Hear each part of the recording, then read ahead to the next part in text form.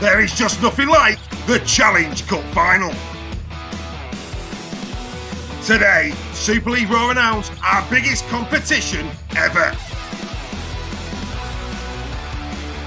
Regardless of which two teams will be playing, Super League Raw will be there with our members to celebrate an epic day of rugby league at the home of British sports.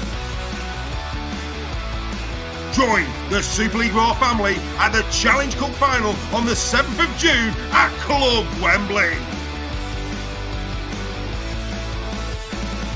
All members are automatically included as per their membership. But if you want your chance of being at Club Wembley on the 7th of June 2025, then get over to our website where tickets are just £2 to enter this prize draw. And perhaps the best news is that you will be supporting grassroots rugby league through Super League Raw in 2025. So don't hesitate. Buy your ticket now, support local rugby league, and maybe we will see you at the Challenge Cup final in Club Wembley. Super League Raw, it just keeps getting better.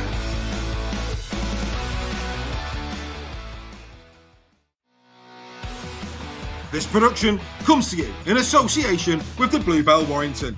Situated in an 18th century building in the town centre and just a 5-minute walk from the HJ Stadium, the Bluebell is the perfect destination for pre- and post-game food and drink.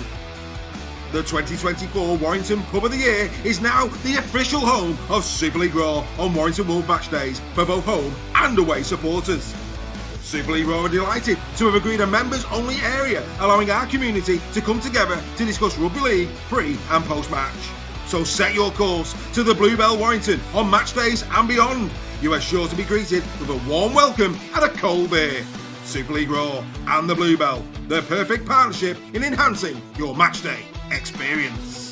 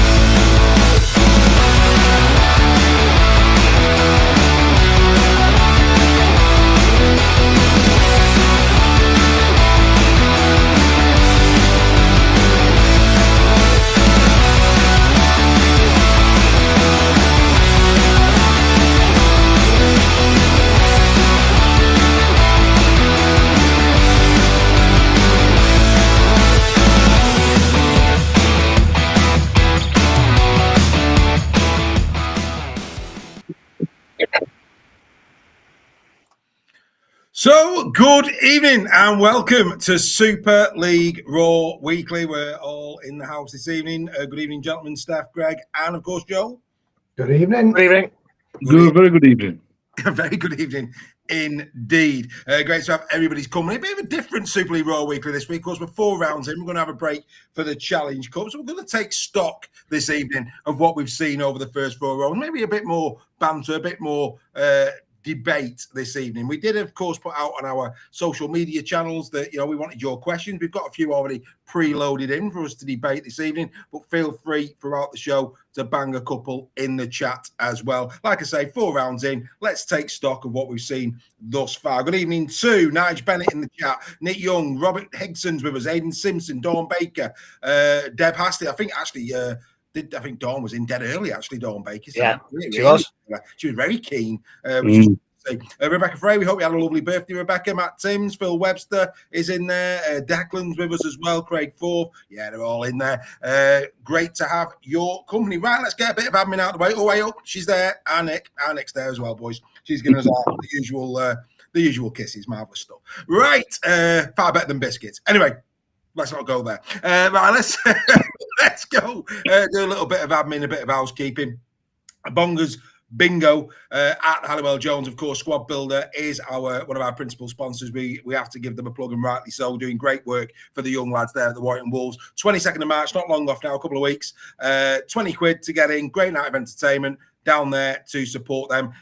Make sure you contact Alex Chicken, as it sounds, Alex with an X, .chicken@sky.com, or ring 07751 572 138. That's 07751 572 138 for more details. Secure your tickets. If you live in Warrington, go and support it. Go and support the young lads going down to us in the autumn. Speaking of people from Warrington, if you've got nothing better to do this Thursday night, come along to the Bluebell, because Super League Raw are in the house. We're doing a live quiz night down there on Thursday night. We are going to be doing a little bit of a test of the technology.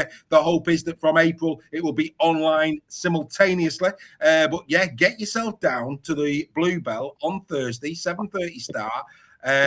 First prize, a meal at the Bluebell prior to the Leeds Rhinos game, and access your tickets to the Leeds Rhinos game. If you've already got your tickets, they will give you cash equivalent to spend in the club shop. So what a great first prize that's going to be on Thursday night down there at the Bluebell. Absolutely outstanding stuff. Like I say, tonight is going to be a little bit different. We have got Team of the Week, but some of the usual fare has gone. We thought we'd just have a little debate this evening. So we'll see how this one goes, just for a change, because we haven't had a good old chinwag without a distraction for a long time, gentlemen. So why not do it tonight, is what I would say. So before we do that, we are going to go through one of our usual features. Mr. Nixon, as always, has got some interesting chat for us with regards to the Women's Super League. So we'll get the Nixon report done and dusted early doors. Here it comes.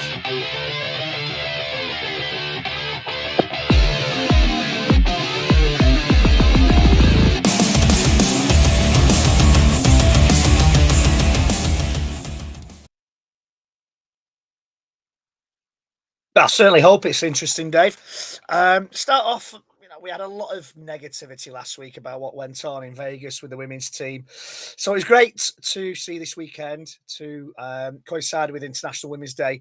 The RFL really did bring out some good news around the women's game. Start with the fact that the grand final last year, the women's grand final at the Totally Wicked Stadium, a record crowd, the largest yet. Nearly 5,000, so still room to improve that over the next few years. But it's great to see more people getting invested in it. The number of girls aged between 7 and 11 playing rugby league has gone up by 24%. Now, that's down to the Rugby's program that was introduced a few years ago, which is really good fun. So if your daughter wants to play rugby league, is aged between 7 and 11.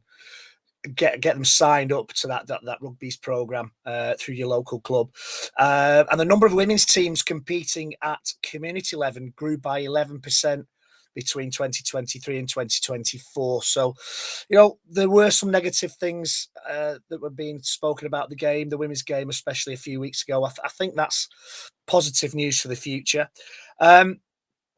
Going down, this week, social media has been flooded with requests by teams like Batley, London Broncos, Swinton Lions. They're all asking for more girls to join their development programs, which, it augurs well for the future, I think. A couple of weeks ago, I looked at Wigan and Lee and praised them for the strides they're making in the women's game. And somebody says I look like Holly off Red Dwarf. Thanks very much. I'm not that good looking. Anyway, a few weeks ago, I looked at Wigan and Lee and praised them for the strides they're making in the women's game. I want to look at the reigning champions, York Valkyrie, this week. Just a little bit, not too much depth. And the Leeds Rhinos. Now, Valkyrie's coach, Lindsay Anfield, has said she won't be rushing back her long-term injuries this season. They've got a few. Sarah Jane Stanley, she's been missing for quite some time now. Kelsey Gentles, Liv Gale, Ash Hyde, all got long-term knee injuries. But Anfield won't give a date for their return. I think playing it safe is probably the wisest thing, knowing from first-hand experience about the problems that knee injuries can cause. Despite new mum Sinead Peach returning as captain and the club signing Jazz Rampton, halfback Demi Fisher and hooker Izzy Bibby, they also lost 9 players that grand final winning squad in the off season. They moved on, either left the club, retired, or moved on to other clubs. And I think this one could be a year of rebuilding for Valkyrie. Probably see them missing out on the title this year as they do that rebuild. Leeds Rhinos as well. They're undergoing some changes. Skipper Hannah Butcher announced retirement at the end of the last season. Amy Hardcastle, Shona Hoyle, Caitlin Casey have gone back to Saints. They've promoted some academy players to the first team. Ruby Bruce, Ruby Worker, and Ebony Stead. Grace Short made a debut last year. She's in there, as well as Lee Thompson and Connie Boyd. They've still got Caitlin Beavers. They've still got Kira Bennett and Kaya Glynn and players of that stature. But again, I think another season rebuilding for Rhinos this year. Probably see them scrapping it out for 3rd and 4th place with the Warriors this season. As I said last week, or a couple of weeks ago, the Warriors are making great strides. And so I'm gonna leave now before I get any more comments that make my head grow even bigger. Back to you, Dave. Thank you very much. Yeah, I have to say, Reggie, you've been doing some right pelters there. You don't mind me saying. So I'm Holly off Red Dwarf, and I'm a Power Ranger. Yeah. And I don't know which one's better, if I'm being honest. But depends what day of the week it is. You've definitely been given some grief there. Somebody scam the QR code. Get in there. We need some more members. And just in case the members didn't see it, we have posted today on the website the Challenge Cup tickets. So if you want to sit with Super League Raw, we'll orchestrate it all for you. The tickets are on there. Buy your tickets and we'll sort it all out. So if you want to come and sit with us like we've done at the grand final last year, if you want to do it at the Challenge Cup final with us, do it through the website. There is going to have to be a cut-off point of that probably back end of this month because that's going to take some organising in terms of making sure that we're all sat together and that everything's good. So if you fancy that, if you want to come and join Super League Raw at the Challenge Cup final, on the website now is the means to do that. Outstanding stuff. Right, okay, let's do it a little bit different tonight. We normally do hanging and banging at this point, but we're going to extend it a little bit tonight with it being Challenge Cup week, and we're going to have a little tit-a-tat around a couple of the main news stories. We're going to start with this one. Lewis Dodd on NRL 360 this morning. Dodd has already been dropped to the reserves of the South Sydney Rabbitohs. Quite an expensive reserve, 650 grand a year, and he's in the reserves. Did you? I don't know if you saw this, lads. I don't know if you saw this. Have you seen NRL 360 today? No. Right. So let me bring you up to speed with this. So basically, they were talking about Lewis Dodd. I'm going to get the caption out of the way so that people can see that lovely face of Joel. Be rude not to, wouldn't it? There you are, Joel. But yeah, basically, Brafe and all the lads on there we're talking about this on NRL 360. Dean Ritchie, to be fair, came out in defence of Doddy, saying that he's going to need time. But Brafe was having none of it. Absolutely having none of it. He really, without really going for Lewis's for Doddy's throat, he basically said he's not good enough. Which we were saying last year when he went over there. Wow, this is an interesting one. So with the current, so from a Dodd perspective, lads, you'd think 650 grand a year. It's not going to go anywhere fast, is it? But in the same way that there's rumours that Tom Amone isn't very happy down under and might want to come back to Super League. If Lewis Dodd wants to progress his career, and if he wants to become, because he surely got ambitions to be an international, does he need to come home already? Greg, I'll start with you. Your thoughts? Not on 650 grand a year. No, not quite yet, I don't think. I mean, I'll go out there and sit in the reserves for that much. Kind of the Will Price syndrome here, I think. Yeah, both those comments are right. I think from the NRL show that on one hand he isn't good enough, and he probably isn't good enough yet. And on the other hand, he needs time to develop and time to get to grips with a different type of game down under, different pressures, different scrutiny. I think we said last season that he probably wasn't going to hit the ground running. Down there, we kind of discussed this move and thought it might be a strange one at the time. But yeah, I don't think he'll be coming on soon on that wage. I think he has to see it as a challenge to develop his game, to find his feet, to develop his skills, to impress the coaching team, and to force his way back in. And that's his challenge now, is to force his way back in and prove that he is good enough. Right, well, Dawn Baker said that she believes that they bought the wrong 7 by accident. Phil Webster, he's in the chat already. He's saying Russell Crowe said go get Mikey Lewis, but they signed Lewis Dodd. Is that what you get when you buy Mikey Lewis on Wish? But yeah, I mean, look, we all were surprised by this, and yeah, maybe you will see out this year. It'd be interesting at the end of the season if he hasn't had much NRL game time in terms of what happens there. But there are teams in Super League at the moment. I mean, for example, even Saints. I mean, with Tristan Saylor. I mean, there's a couple of teams, Steph, that might look at this as they couldn't buy him out of his contract, but this isn't football, is it? I mean, like the amount of people, like when Calvin Phillips went to Man City to sit on a bench, you don't understand that in football because the multimillionaires anyway go and play your football. Rugby league's a bit different, isn't it? Yeah, it is, and we were all surprised at this signing. I think we can confidently say on record we thought that the NRL was probably a bit too big for Lewis Dodd.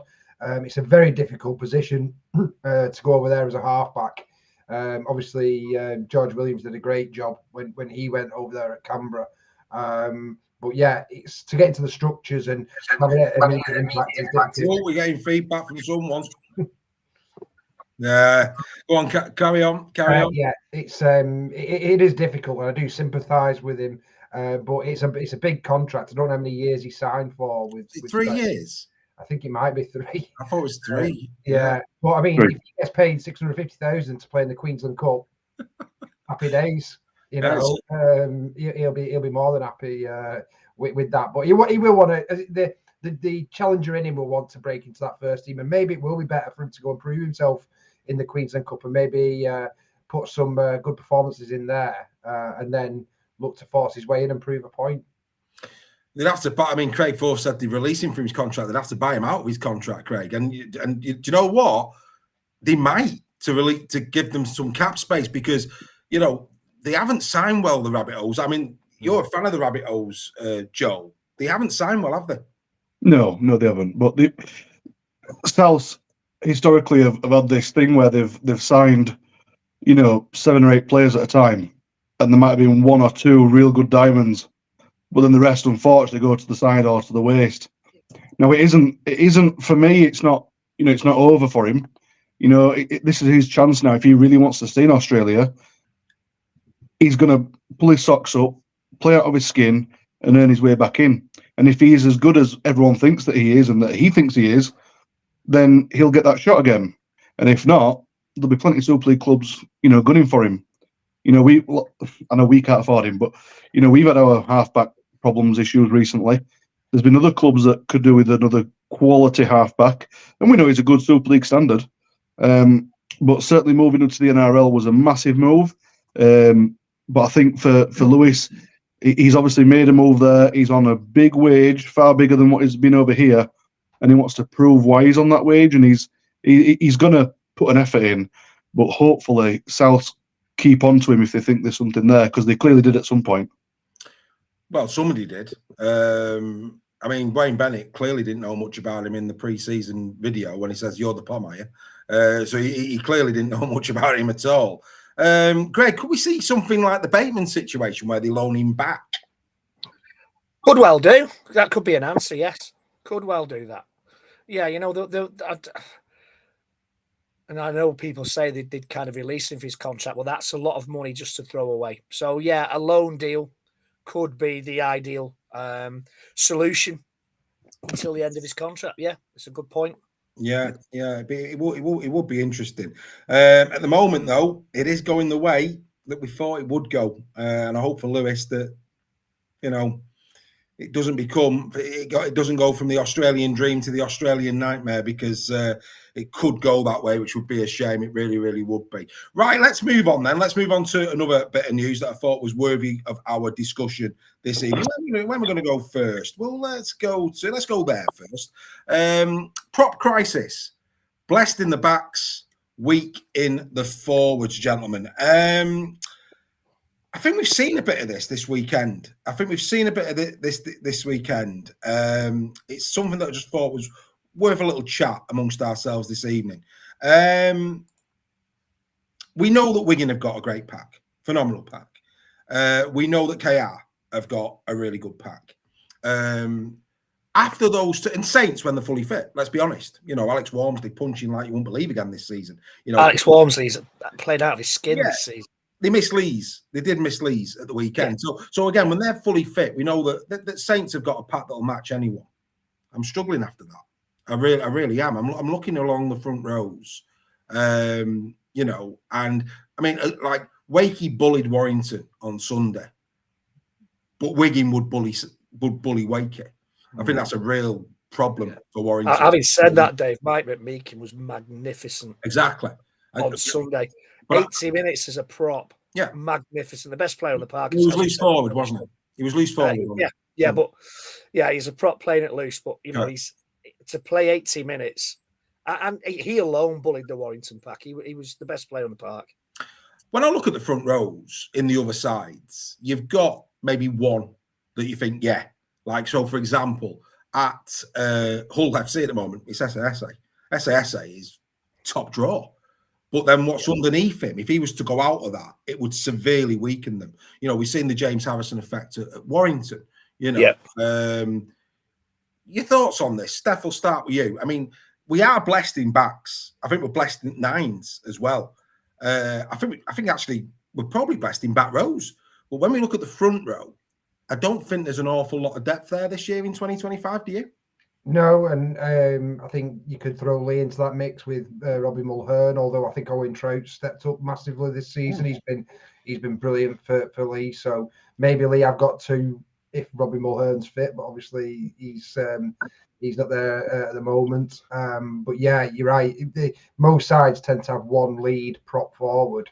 And then slightly above average after that kind of thing. So obviously Lee losing Tom Amone was massive this season. I don't think we really replaced Tom. Tutavaki's come in but not got up to speed yet, but that may come with time. He's shown glimpses. But yeah, I would agree with that, Dave. I think loose forward we're blessed.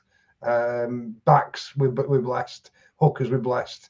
I think that's one position where maybe we do need to look to the NRL and use a few more quota spots in the prop forward position. Yeah, 8s and 10s across the board. Just want to go into the chat. A big shout out to Brad in New Zealand, one of Joel's old teammates, joining us this evening. Good evening, Brad. Not only is he saying hello to Joel, but he's also upsetting me and Joel, saying that the Bunnies are a poor team in the NRL. And if he can't get a game there, he's on about Dodd. It's time to go home. I'll just stay in the chat. That, Brad. I'm sure he is. If he's a friend of yours, he will be a top man. I've got no doubt about that whatsoever. Aidan Simpson made his debut on Final Whistle this week. He says the difference between NRL and Super League. Dodd was an out-and-out Super League player. Was he? I mean, I'll tell you now, he wasn't in the top 10 halfbacks, mate. He was not in the top 10 halfbacks in Super League when the Bunnies took him. I think he was lucky because he was in a decent Saints team. Yeah, I agree. I mean, he kicked a drop goal in the World Club Challenge is probably what did it. Yeah, there is that as well. Yeah, absolutely. Matt Tim saying that this conversation around the props, he's with us all the way. His thoughts about Salford, all backs, no forwards, and Dawn Baker's read me mind because that's where I was going next as I was about to bring Joel in. Wilson's been brilliant, John. Brilliant. He was brilliant again on Sunday. And let's be fair, for 40 minutes. You had him. I mean, you were the better team for that first half, no question. I thought that open, I think it was in minute 3, I mentioned this on In the Sheds, where Fenton Rodgers, who also had a good game, I think that's probably one of his better games in a Giants shirt because he was punching. So Fenton Rodgers hit hard, got the ball to Wilson. He went an extra 10 metres. He then offloaded to Sutcliffe and he was away. And that got him downfield for the first Swift try. Wilson has been very, very good indeed on the eye. But as was proven at Wigan, when you've got the depth, and I think it is pretty much as good as KR's. I think KR's are the closest to him. But when you've got Thompson, Dupree, Mago, Byrne, Havard, the depth of their 8 and 10s is unbelievable. And, when they started the second half and they started mixing them around, that's when things started to fall apart for you, mate, wasn't it? Yeah, and I think this is where we kind of see that where Huddersfield's struggled, where we have got some good props, but Tom didn't have a great game. Probably his worst game currently this season. Ollie, he was given the nod for the number 8 shirt, so he's gonna put a shift in it. Ollie, he's a hard worker, very hard worker, and Fenton, he's a very old school type prop. Even though he's really young, he plays very old school, and we're gonna see better Fenton Rodgers because he's getting the game time. He's playing week in week out now, which he wasn't doing before. So he's gonna really come on. I do think we'll play one prop short. And I'm not just talking about George King. I'm just talking about in general. I think we could do with having another prop, and that's very evident when you see the score that we did against Wigan. Because we were the better team in that first half, and it wasn't because Wigan were feeling it from the week before. That were clear because of the second half score. They weren't. We played them first half, but as you mentioned, it's the depth. That's one thing that we're struggling with, and because we don't have all our backs and halves in there, this is where we're coming undone a little bit. So, yes, we've not won a game yet, but we're getting close. And when we've got a full strength team, I dare to say that we would have probably kept Wigan to a score something similar to that. Fair play, mate. Fair play. Welcome to the membership, Johnny Boys. Johnny Boys, Lee Leopard's fan, has joined this evening. Great to have you with us. I can also give a big shout out to young Billy, 13 years of age. We saw him in the titles with his dad. Was there for Wakefield Trinity on Sunday. Had a lovely chat with him and his dad. Also, the Follett family, Warrington Wolves supporters. They were over there in Vegas. Spent a good 10-15 minutes with them. Lovely company. And also Les, the Wire fan. Hopefully, we'll see you in the Bluebell on Thursday. A big hello to you. In terms of what Joel has just said, Greg, I think everybody's looking for that extra prop. But the concern from a Warrington perspective is this. We have a quota spot prop forward in Zane Musgrove who can't even get into that team that played on Sunday. That's double jeopardy for Warrington, that. Yeah, I think he didn't do many minutes at Huddersfield. I think first game of the season. Yeah, I was just going to kind of add to what Joel was saying, and not a lot of teams have got an impact prop coming off the bench either. A Mago or a Parza, Lisau would do it if he was fit. There's those impact props are as important, if not more important, than those starting props sometimes. And we saw that, especially at Warrington, and this is no disrespect to who came off the bench, but when we say Musgrove is nowhere near that, the starting 17, yeah, it's an issue. The lack of impact players coming off the bench is something as well that I've noticed this season. But when they get it right, they get it right. So, for example, Catalan, Chris Satai at the weekend, when he came off the bench, because he's not a starting prop, Satai is off the mould of an impact. Get him tired after 20, 25 minutes, bring Satai on, and he'll do damage. And he did. At one point, I think he had a clean break, clean pair of heels and got up to about the 20-metre line. It was unbelievable. Yeah. So, the Parzies, those types that Burgess. I'd go as far as say Burgess, Joe. For me, Burgess is he's an impact prop. Yeah, you know what I mean. If you'd have asked me pre-season, I would have said have Burgess come as an impact, because what you do is you'd kind of put Fenton on to start, possibly, especially with knowing how he's been playing this year.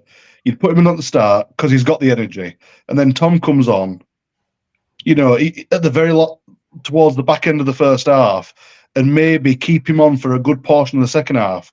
He's going to do a lot more damage. But I think Robbo's he's just a bit scared maybe at the moment with the lack of players that we've got, that we just need that quality and experience there just to marshal some of the younger players around the pitch. And that may change as the season goes on a little bit. My concern for Burgess is this is a guy that was ripping it up in the NRL, doing big minutes. He's not doing big minutes. He had 5 carries on Sunday. I mean, I'm sorry, but, you know, and he'll be on a big wedge. And Steph, you've said that you were concerned that, you know, and again, these prop forwards that we bring over, they're on big wedge. You know, they're on wedge, aren't they? You know, they're taking up a lot of the salary cap. Yeah, Lee have a similar one with in terms of like Musgrove in Ben Nakumawai, quota player. You know, he obviously is injured at the moment, but wasn't really getting. You know, Lee loaned him to Featherstone last season.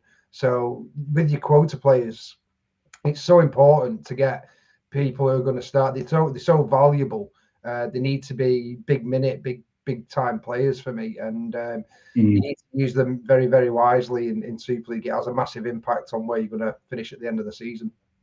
That's the point we're making, though, Don. You're right. He didn't start. He was an impact, but he didn't make an impact, and that's the concern for Burgess and for Luke Robinson. A big concern. I mean, I just thought it was worthy of a chat. I just think 8 and 10s at the moment. I think every team. I say every team. Most teams have one.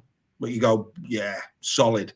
But then that depth, it's Wigan, KR, Saints, and the rest for me. And that could have a bearing as we get into the latter part of the season, providing injuries don't strike, which will be interesting. I mean, I don't know. You'll say, I mean, the KR fans are better placed than me, but Michael Bell there saying that, you know, it's often said the NRL is a superior skill set, yet JWH hasn't set the world on fire thus far. And that's a bit harsh, isn't it? Is it JWH? I think he's putting a shift in, isn't he? He's been solid, but you think that the money is on, and again, a quota player. Could that have been used better? You know, for a team that's wanting to win the grand final. I don't think he's done anything wrong. He's been solid for them, done really well. But I would probably say Whitbread's played better than him so far this year. Well, you know my thoughts on Whitbread. I think he's an all-round prop forward. He's a Matty Lees type all-round prop forward. He'll do it both sides of the ball. But when he's on, I think he's almost unplayable, Jack. He'll be on half the money what JWH. Oh, big time. Yeah, he will. Big time. But the thing is though, Reg, again, for NRL 360 this morning, South Sydney Roosters got off to a poor start down in the NRL. They're looking at JWH and maybe want to try and bring him back. So that could I was just going to say that, yeah. The rumours have started interesting. coming back, yeah. And Bevan French and Junior Nsemba. I mean, and we've talked about this for quite a while now. On NRL 360 this morning, the panel were laughing at the contracts that they're on in Britain. Laughing. Because the way you've got to look at this is Junior Nsemba's 7-year contract is probably worth 1 year in the NRL. Yeah. That's the reality of the situation. And they were genuinely laughing. And those were the names that they were talking about. Bevan French, Junior Nsemba. As we expected, Nsemba put himself right in the shop. Oh, yeah.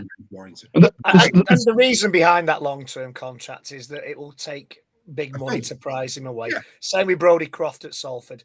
It's clever contract negotiation. I think Wigan have probably resigned themselves that at some point they'll lose him to the NRL. So let's give him a long-term contract, the equivalent to 1 or 2 years in the NRL, and we'll get some compensation for him. You see, it was smart going. Oh, sorry, go on. No, go on, Joel. You go on. Go on, Joel. No, on a point you just made there, Greg. They put that were very smart to put him on a 7-yearer because those that watch NRL know that Junior Nsemba, the way he plays, is perfect for NRL because it's so attacking, it's very quick paced, and he's the type of second rower forward wherever you want to use him because he's so versatile that he'd excel in the NRL just like Dom Young did. Yeah. And Wigan know they need to keep hold of him because otherwise, when he goes, that's it, he's gone. Yeah. Well, thank you to the Robins fans because I've not had a chance to watch Willie Peters' pre-match press conference for the Oldham game, but he has stated that JWH will remain at KR. So that's good news for KR fans, absolutely for them. So we'll be pleased to see JWH carry on his playing his trade over here. But yeah, it's an interesting debate. We might revisit it at some point down the line. But before we move on to the next topic, isn't it wonderful that 2 Super League players from last season look like they're going to be getting the debuts this weekend. Your man, Mr. Kai O'Donnell, and Matty Nick at the Raiders has been named. If they are watching Super League Raw on a Tuesday, and why wouldn't they? We wish you nothing but the very best of luck, gentlemen. Go and show. I'll tell you what, Dave. We missed Matty Nicholson on Sunday. Hard to replace, mate. He's hard to replace. He's a good player, Matty Nick, and we haven't replaced him, and that's the reality. Warrington have not replaced Matty Nicholson. I think there's a big question mark over the recruitment at this moment in time, and also the ones that are still there from last year. I think there's big questions there as well. It's going to be interesting, Warrington. For the next real test of Sam Burgess now as a coach, it's going to be very interesting to watch this over the next 4 or 5 weeks, because, of course, once they've got on the other side of Widnes, it's Saints and Leeds. So that's going to be interesting. It's going to be interesting. Right, let's dip back to the ladies. I don't know if you've had a chance to watch the bench yet, chaps. If you've not, obviously Jodie Cunningham and Stuart Barrow were on the bench. It's available now. Obviously, don't turn off, ladies and gentlemen. Watch us till the end. You can pick this up later in the week. But it is worth a listen. If you haven't seen it, let me just quickly tell you what I saw. So much so, actually, that I've sent Jodie a message on LinkedIn.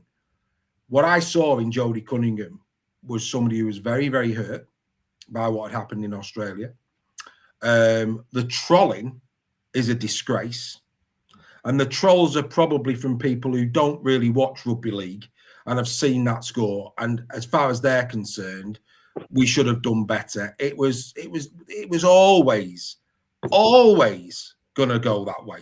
There's a gulf in class between the Gillaroos and England, and there is. But here's the thing. I mean, genuinely, she was at times, I think she was fighting back tears. She cares about it so much. And my words to Jodie this morning on LinkedIn, she's not responded yet, I'm sure she will, was that I think the likes of Jodie and all of those women players that have represented their country in the last 2 years, their legacy isn't what they're doing on the pitch. It's what they're doing on park pitches. As Greg has already said, the women's game at park level, amateur level, is growing because of the great work and, let's be fair, the hero status of Jodie Cunningham, the Hardcastles, and all the rest of them. Sinead Pitch, all of these other great players that we've got in the league. That's going to be their legacy. And Greg, because of course you did the Lixon report, I want to ask you a really tasty question. What I don't want to happen here is this be used as an excuse to actually dilute and to actually not continue with the project. Because I actually think in probably 5, maybe 6 years' time, when these kids that have, and we've seen the standard, your girls play, we know the standard's improving at that level. Jodie Cunningham has said that what she's witnessing on the parks, that these girls are at far better and higher standard than she ever was. That's the legacy of Jodie Cunningham. So we need to hope and pray that the chairman, the CEOs, don't lose faith in this and carry on, because it's going to be the long game, isn't it, to compete with the Gillaroos? Right, it is. I watch because my youngest plays as well as my eldest, and I've said for a while there are girls playing in Warrington at under 14 level, and I call them our class of 92. If they are nurtured and encouraged and treated right, they could very well in a few years' time be matching the Aussies. And I'm really, really serious about that. People might laugh at me for saying that, but there is some serious talent, some serious skill. Girls who love rugby league, live for rugby league, who play it, who can't wait for the next game. And I'm talking about the Colchester against St. Pat's, the Orals. We played Dewsbury Moor this weekend. Some great girls with great skill. In fact, Amy Hardcastle's daughter played against us on Saturday morning. Amy Hardcastle was really nice and gave the girls some really great encouragement. Chatted to Zoe for a while, and we can't lose that now. There needs to be a sea change in attitude. For every Derek Bowman and every kind of Wigan that is throwing everything behind the women's game. There are other teams that see it as just a tick box exercise for IMG, and it can't happen across the board. And this is why I hope that the NRL, if rumours are true about the NRL coming in and investing in our game, I think that has to happen for the women's game to grow in this country. But yeah, Dave, you're absolutely right. We cannot let that one game, and anybody who knows anything about rugby league and anything about women's rugby league would have predicted that scoreline in Vegas. We cannot let that be the excuse for clubs to say, no, it's not worth continuing with this project. It has to continue for all those girls out there who are putting their bodies on the line week in, week out, from age 7 to 45 and 50 for some open age clubs. You know, let's get behind them. Let's invest in them. They don't want investment in money. They want investment in time and attitudes to change, that they are treated equally as the men are treated, with medical care, with facilities, everything like that. That is what is all the women need. They want respect and they want equal treatment as men in the game. And, you know, I'm quite passionate about that. As you can see. Absolutely. And, you know, there's a lot of chat here. It's about money. Is it? Look, it is and it isn't. It's not. It is and it isn't. It is in terms of the clubs, in terms of investing in the teams. And what I mean by that, not paying them. I'm on about, you know, it's little things like opening stadia up, let them play before the men's game, giving them a platform that we know costs money. Not a lot of money. The stadium's open anyway. You trap people in, get people, you know, do a double header here and there, really bring it up to a level. I mean, in the chat, one of them, it's Kev Wobble, saying that, you know, some of the NRLW teams are probably run better than some of our Super League teams. And you're right, Steph, it's a completely different level, isn't it? You know, what the Australians are doing and what we're doing. It's going to take, let's be fair, probably 10 years plus. Probably, let's be realistic. And I think what's gone against that, I was really taken, I know you haven't seen it, but Jodie Cunningham and Stuart Barrow and John Wilkin were saying that, you know, to those people who aren't educated, you know, the likes of Leeds, I think Leeds, York maybe, we're paying them. They're paying them expenses. They're not paying them. They've all got full-time jobs. And again, the narrative in the press is putting more pressure on them, because again, people who are not rugby league enthusiasts, the keyboard warriors go, oh, full-time rugby league women's players, and they get beaten. Now, they have got a clue what they're commenting on, and that's damaging, isn't it? It is. And what I would say on this is Jodie Cunningham is a trailblazer in the women's game, and in 10-15 years time she'll be revered, you know, in terms of what she's done, you know, in terms of getting to the level where they're at now. And for me, this is the beginning of women's rugby league in this country. Like Reggie, I've been very recently privileged to witness the girls' game. My daughter's just started playing for Lee Miners, and I went down there as a brand new parent to Lee Miners, and I was blown away with the amount of women and girls that are playing rugby league at Lee Miners. So much so that the under 13s team, which Ellie's playing for, has now had to have 2 teams. They've had to split because they've got that many players. There must be at least 200 girls playing at Lee Miners now. I remember the days when you used to get 1 or 2 girls playing in the boys' team. You know, it's gone completely, you know, out of all what I thought was possible. And like Reggie says, in 10 years' time, these are the girls that are going to be through, and the skill level, the coaching, what they're putting into them now, you know, it's completely different to how it was when Jodie was coming through, and the lack of thing, you know. So yeah, it is about funding, but it's also about these coaches at these amateur clubs who produce men's Super League players, you know, for years and years and years. It isn't going to happen overnight, but if you've got that many women playing and girls playing, it's just a matter of fact that you're going to get some superstars coming through.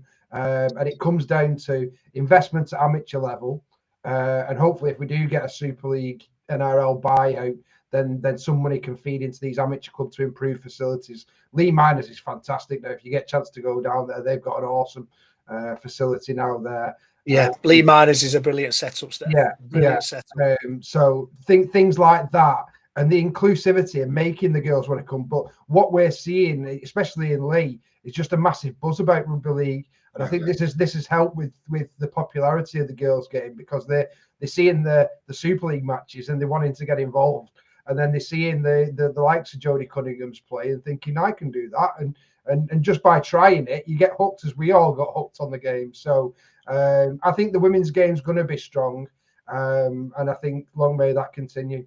Let's hope so. And I completely agree with Craig there. It should be a Wigan Saints double header, because we know the Wigan team has improved astronomically in the last 3 years. And you know, they deserve every success, because Dennis Betts, a legend of the game as head coach.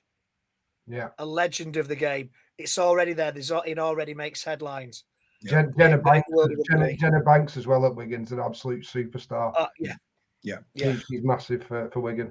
Well, all I will say in closing with regards to this, yes, the scoreline was embarrassing, but there's nothing embarrassing about the ladies who put on the jersey, what they have done, and what they have done to promote the game of rugby league in this country. We will see the fruits of their labour in the years to come. So not one of those ladies should take any blame for what happened on the pitch last Saturday. Absolutely. No, exactly. Single one.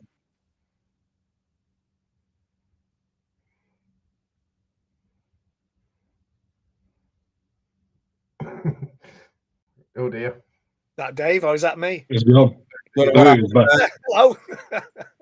Don't know what happened there. Right, yeah, I'm going to bring Joel in on the next one first. Phil Bentham has come out and said that Tom Grant did make a mistake in the league game.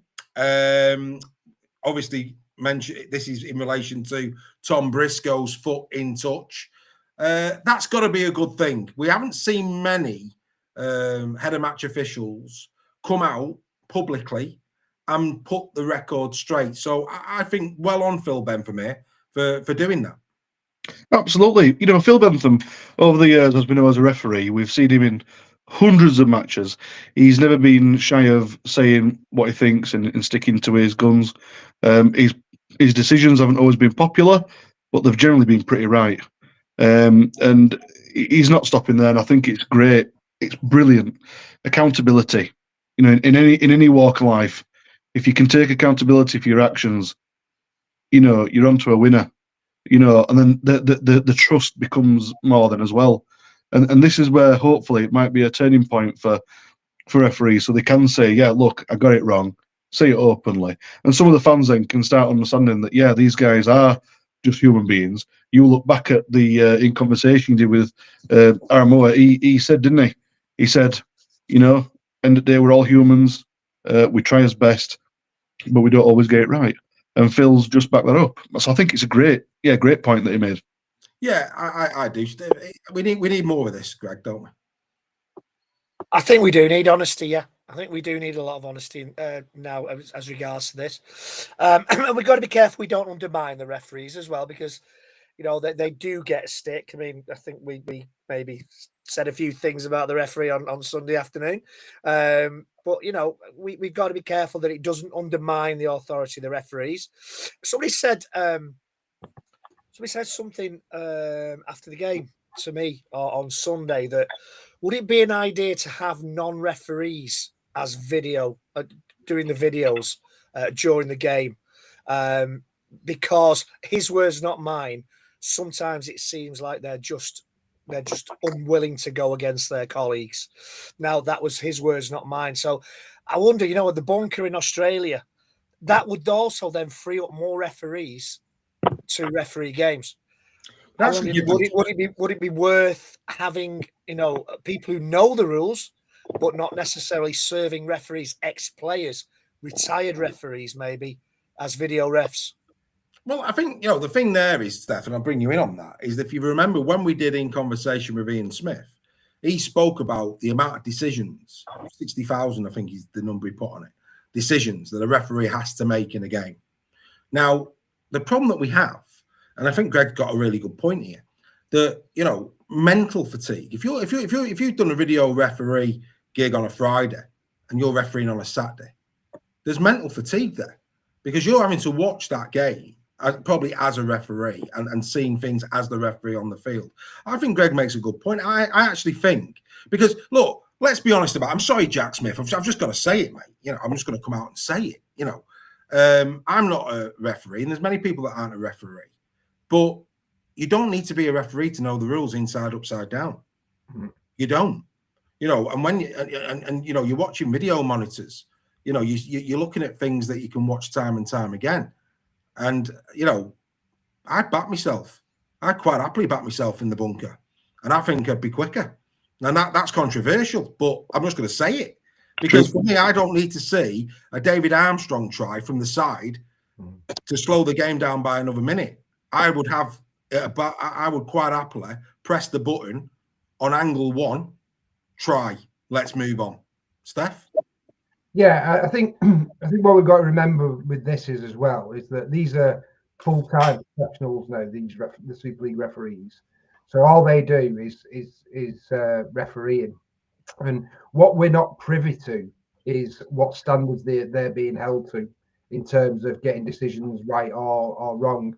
And it seems to me the only explanation I can see with the amount of angles and they're trying to make sure they've covered every single possible thing. Even when tries look clear-cut tries, they're looking for other things. So is the pressure coming from within? In terms of their own grading, you know, because I know every game's reviewed and they're scrutinised on their performance. Are they being too hard on them to get the decision absolutely right by making it 100 angles to look at, you know, and taking 10 minutes to get the right decision? Because that detracts from the game, and I think we're all getting gradually even more frustrated when we're seeing clear tries. Then having to look at other angles to try and find a reason to disallow a try, which we know is a try already. So I think what we need to understand is what pressure these referees are being put under, and is there a reason why? I mean, it'd be a great one for an in conversation with the referee to ask this question. You know, what are they scrutinised on? What's the ramifications from them if they do make a wrong decision? Do they get relegated? Do they got a chance of losing the full-time status? You know, what's the thing? Because it's very easy to criticize the referees, but we don't know what's it's such a cloak and dagger organized. I mean, it's amazing we managed to get an interview with a referee because not many have, but it's very in the shadows, isn't it? It doesn't get talked about in terms of what their standards are and what they're judged on. I've got great sympathy for the referees on the field, and it's very seldom that I will. That's a tough job. Yeah. And the problem I have, Joel, with the video referee when they're doing this caper of let's look at a million angles, the fans' frustration is not then up to Winslow; it's to the man in the middle on the, in the ground. So actually, not only is this making the games longer and overdoing it, it's putting even more pressure on the official at the ground. It is, yeah. But I think then you've got to look at the root cause, you know, and there might be a few of them, like Steph said, we don't know exactly what they're held to account by. But I think, and it's something that we've mentioned many times, and I don't want to keep banging on this drum, but the on-field try or no try decision, that does unfortunately have an impact on the length of the video refs. You look back at the times when we didn't have the try no try, it went straight up to the video ref. He looked at it and he thought, yeah, great, that's all right, that first angle. Maybe 2 angles if it's a bit hidden by another player or whatever the case may be.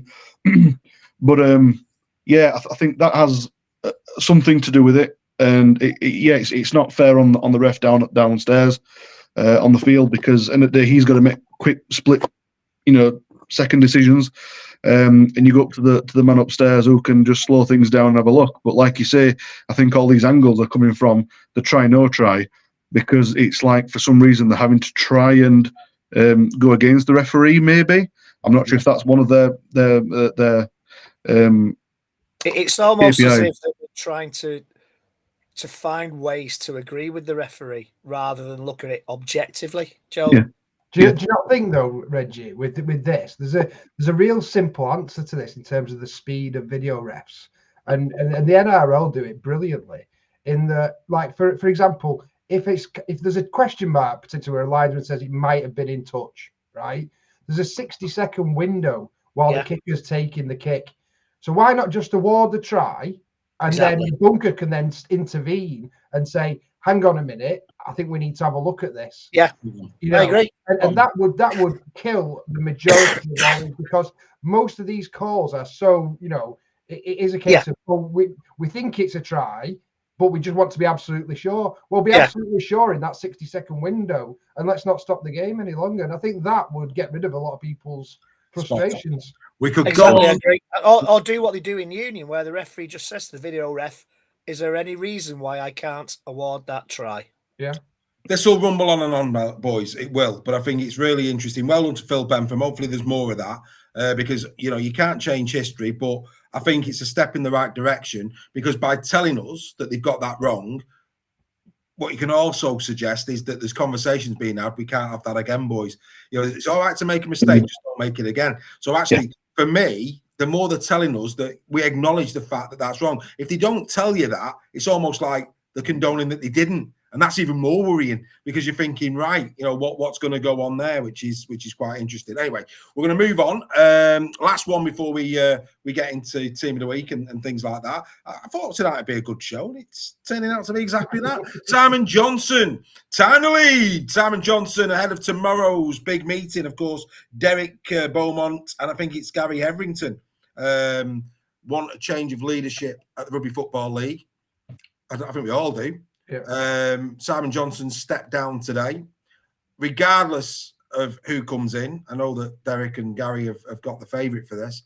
We need fundamental change at the top of Rugby League. This sport has been in decline, and I'm sorry, those people who've been in charge of it, it's been on your watch, so you've got to wear it, I'm afraid.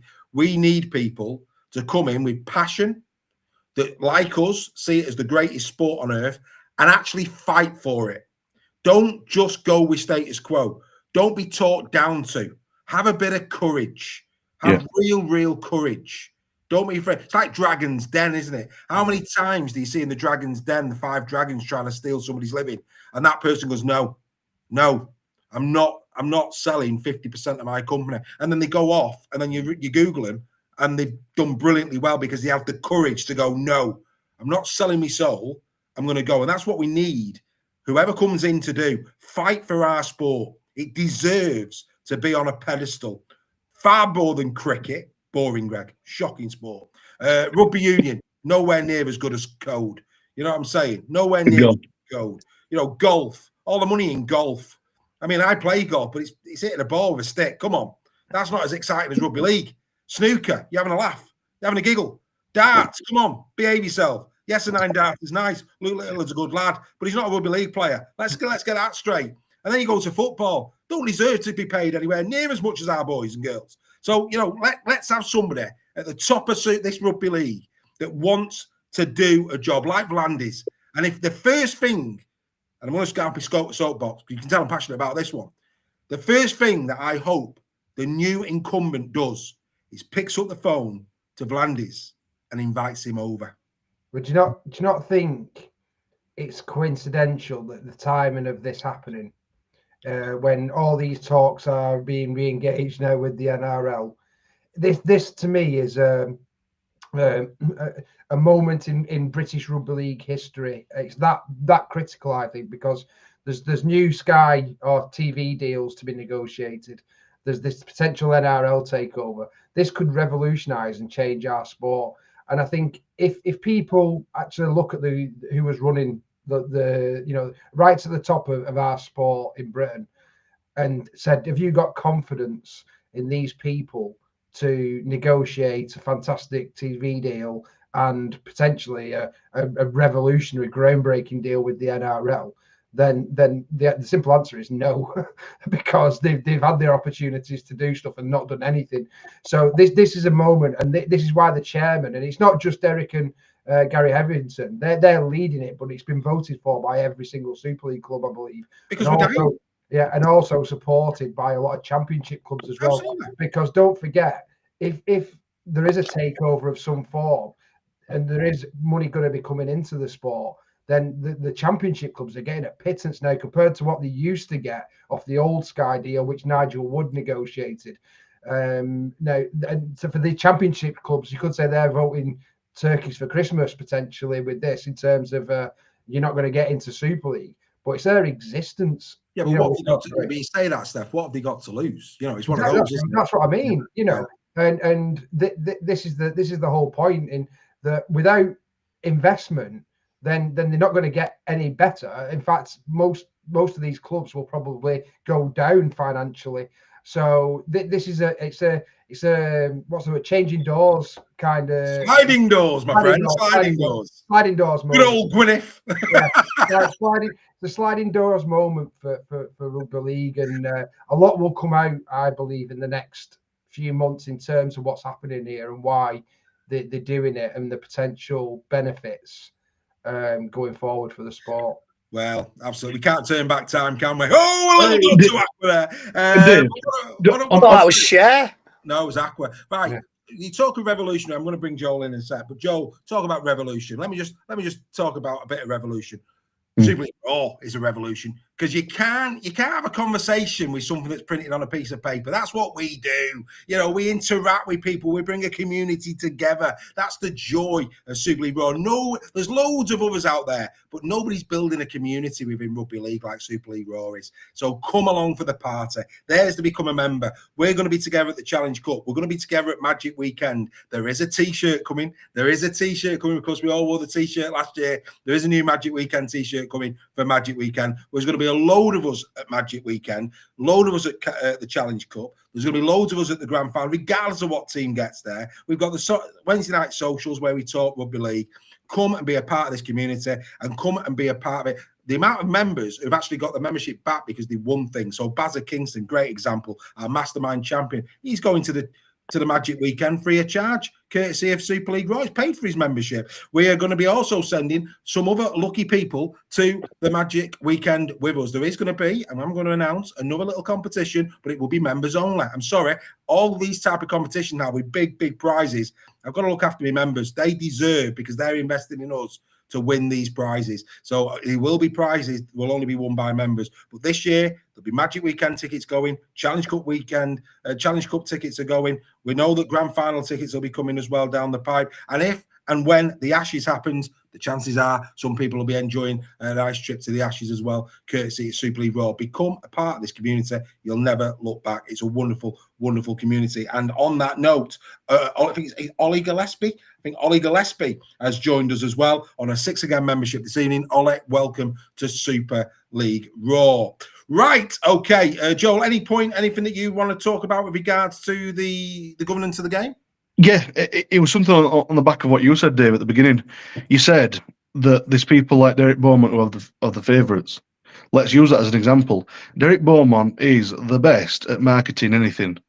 I was there at the game when he had his Greatest Showman suit on. And like it or hate it, it were fantastic. It were brilliant. It really was a show. And, if someone like Derek's got his favourites, do you know what? In a lot of circumstances, having a favourite, using favouritism can be a bit dangerous. For us at Rugby League, it's a necessity, because end of the day, these owners of the clubs are going to be working alongside these top chiefs, and you can only produce good quality entertainment, great marketing and management through cooperation, collaboration, and that has to happen from the very, very top all the way down to the bottom, and having that intermediary between the owners and the chiefs, it's massive. So for us, has he got a favourite? Yeah, great, let's have him, because that's what we need. Well, he's no shrinking rally, and he won't be putting somebody in place that he didn't trust. And as the old great 80s classic from Redbox said, from the very, very young to the very, very old, every one of us say aye. Make sure that it's a full synergy and collaboration from top to bottom, regardless of the age. There you go, a little bit of singing. Bill Webster, you're spot on, Bill. You're spot on. The game, as far as the crowds and all that, you're right, it isn't in decline. But the problem is this: they're losing more money than ever before. Bums on seats. He's not going to save our sport. You're absolutely right. It's a spectacle. We're all going. The crowds are up, but everybody is losing money, Bill. That's the problem. So for us to remain a viable sport, we have to do things differently.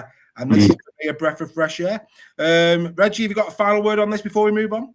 I was just going to say, in 95, 96, when Sky came in with £87 million, imagine that now.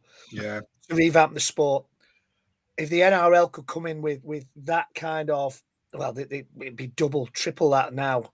It would be such a boost for this game. And I think we have to take our blinkers off. The rugby league fans that think the Luke Littler Stadium was a gimmick and they're not getting invested in it. The rugby league fans that say Vegas is a gimmick and we're not getting invested in it, invest in it, because it's the only way forward. Because that's what's happened with darts. It's what's happened with snooker. They've brought about this change, this PR change, where it's been sold to people who wouldn't get involved, and they've bought into it. We have to buy into it. You know what? If the NRL comes in, there's a good chance that there could be mergers between teams. We have to back that this time. We can't protest. And as upset as some clubs might be that they may lose their club, I'm thinking perhaps Cumbria, where we might have a Cumbrian team. We have to get behind it if we want the game to survive. And I know that's controversial and probably get pelters for that in the chat. But we reneged against that in the mid-90s when Sky came in. And I'm not saying it's because of that, the game's where it is now. I'm not saying that at all. But this time round, we have to embrace any change that's brought in. And if it means that, then, I think we have to go with it. It's going to be interesting times. One thing's for certain, though, if massive investment comes, what we need is somebody who's going to dot the I's and cross the T's, because just like government, I'd love to know where my tax money goes, and I'm sure you would. Yeah, it's just like it just goes down a wishing well as far as I'm concerned. So if this money comes in, we need somebody to make sure that it's invested wisely and not in stupid, silly decisions. And I'm going to say it like IMG. You can argue as long as you want that we've got better screens and this, that, the other. But the bottom line is this: we're paying £450,000 a year to IMG. That can't be right. You're not telling me, Steph, right? You're not telling me that if this game was run properly, with the likes of Derek's and other people like that they couldn't have come up with those proposals within the game. I think for me, I mean, IMG are one of the biggest marketing companies in the world. Yeah. And the problem is, it's pretty. When we say 450,000 in rugby league, that's an absolute, massive amount of money. In the sporting world of NFL and things like that, it's not even half a week's wage for an NFL player. That's why they're doing nothing, mate. Yeah, but exactly right. No, but the difference here, where I think IMG, because I think IMG have been great in terms of driving the standards up and making it clear for clubs what they need to do to be a Super League club, and it's very clear, very simple. I think that has been a thing. What's not worked is the marketing side of it. But what I can see happening is the NRL linking up, and it all comes back to this Vegas stuff and that all the stateside things and everything like that. Now, if the NRL do come in and the NRL partnership with them, then it could be completely different. Right, Steph, we're going to bring this to a close in the interest of time, and we're going to bring it to a close with Carl, because that's a great line. The LFC fans will be buzzing. They'd merge with their shadows if they could. That is comedy gold. That is, FC, you're having a great season. But you've got to give it him. That is a great line. Genius. That's a genius line that you wish you'd have come up on your own. Right, let's just to add to that, Dave, I don't think the Super League clubs will be threatened with mergers. I think it'll be lower down the chain. Yeah, they'll try and merge teams that are outside the heartlands. Absolutely right. Completely agree with that. Yeah. Right, okie dokie. Let's lighten the mood a little bit. Ooh, pass me a cucumber sandwich.